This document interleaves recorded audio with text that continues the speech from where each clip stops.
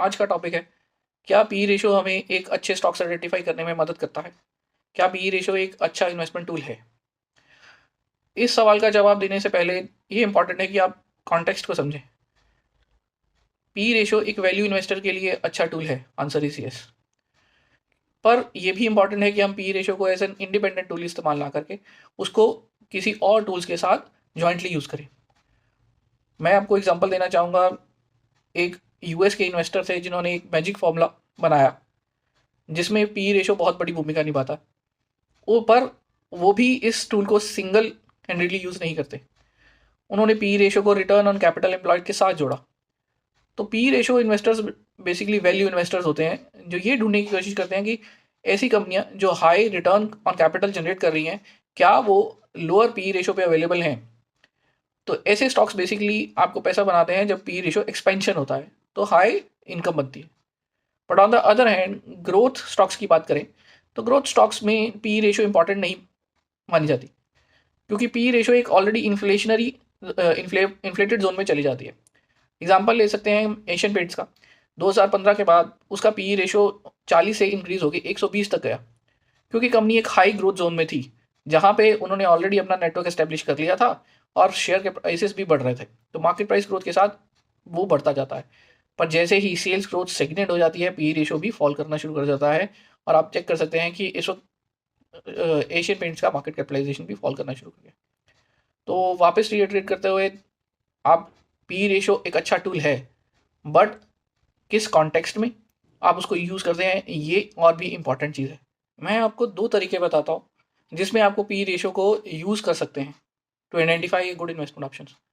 But important is कि ये tool आप सिमिलर तरीके से ही हर एक जगह यूज़ नहीं कर सकते। सो कहने का लॉजिक ये है कि आपको इंडस्ट्री के अंदर ही पी रेशो को जज करना है। तो आप ब्रिटानिया और एच के पी रेशोज को आपस में कंपेयर कर सकते हैं, तो ये जानने के लिए कि कौन सा अंडर वैल्यूड है, कौन सा ओवर वैल्यूड है। बट आप ब्रिटानिया को बजाज ऑटो से कंपेयर नहीं कर सकते। हर एक इंडस्ट्री में पी रेशो जो है एक अलग तरीके की कहानी बताता है। तो high growth stocks, high growth industries like IT, उसमें पी रेशोज हाई होते हैं। बट अगर आप इंफ्रास्ट्रक्चर बिल्डिंग कंपनीज की बात करें जहाँ पे बैलेंस शीट्स पे बहुत ज़्यादा डेट होता है, क्योंकि डेट एक अपना ही रिस्क लेके आता है, इसलिए वहाँ पे पी रेशोज जो है लोअर होते हैं और सिमिलरली उनका मार्केट कैपिटलाइजेशन उसी के अकॉर्डिंगली, सेल्स के अकॉर्डिंगली वेरी करता है। Second important thing is, P ratio को यूज़ करते समय आप उसका हिस्टोरिकल कंपैरिजन भी करें। आप उसको independently use as a benchmark figure नहीं कर सकते। आप ये नहीं कह सकते कि हाँ, कोई कंपनी अगर 20 के ऊपर पी रेशो पे ट्रेड कर रही है तो वो महंगी है और 20 के नीचे कर रही है तो वो सस्ती है। ऐसा नहीं होता है। इवन इंफ्रास्ट्रक्चर कंपनीज में भी 50-60 का पी रेशो चलता है। जैसे कि डीएलएफ जैसी कंपनियां जैसे ही अपनी ग्रोथ फेज में आई तो उन्होंने 50 के ऊपर का पी रेशो भी टच किया। But on the other and अगर हम देखें, मैं एग्जांपल देता हूँ जेके पेपर का, जो सिर्फ सिंगल डिजिट पी रेशो पे है। आपको ये समझना ज़रूरी है कि उसका कंपैरिजन दूसरी पेपर कंपनीज के साथ ही किया जाएगा, और पेपर कंपनीज का पी रेशो जो होता है वो सिंगल डिजिट इंडस्ट्री में ही होता है। तो इंडस्ट्री बेंचमार्क्स के लिए पी रेशो को यूज़ किया जाता है। तो जो कंपनियां इंडस्ट्री बेंचमार्क के नीचे हैं, अगर आप उनके ग्रोथ रेट्स को कंपेयर करें, अगर वो ग्रोथ रेट्स में इंडस्ट्री बेंचमार्क की हायर ऊपर चलने वाली कंपनियों से ज़्यादा है, तो अगर और हमें एक अंडरवैल्यूड स्टॉक मिल सकता है, तो आप उसमें एक इन्वेस्टमेंट कर सकते हैं।